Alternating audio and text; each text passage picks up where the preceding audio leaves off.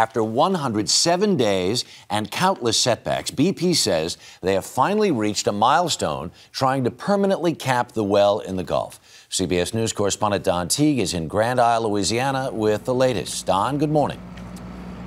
Good morning, Harry. This is what millions along the Gulf Coast have waited months to hear. BP has finally plugged that blown-out well, and they are on the verge of killing it for good.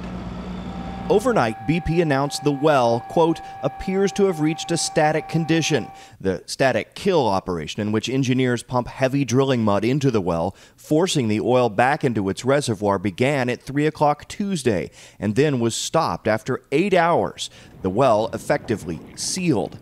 It's a significant milestone in this 3.5-month-long environmental disaster. And now the New York Times reports the federal government is set to announce 75% of the oil from this historic spill has already evaporated, dispersed, or been captured. The report will go on to say most of what's left is so diluted it may not pose much additional risk. If correct, it's all welcome news, although cautious officials aren't ready to celebrate just yet. There's always unknowns, but so far everything's looking good.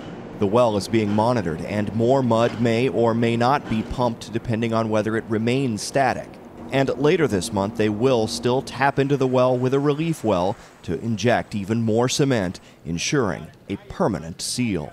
This thing won't truly be sealed until those relief wells are done. Ahead, there will still be months of cleanup and perhaps years for Gulf wildlife and the economy to recover. Well, I've spent the morning speaking to fishermen here in Grand Isle. Most of them say, of course, it's welcome news that they have plugged that well, but when you tell them that, and then when you tell them the government's assessment that the oil for the most part is gone, they all sort of cock an eyebrow and say, oh, really?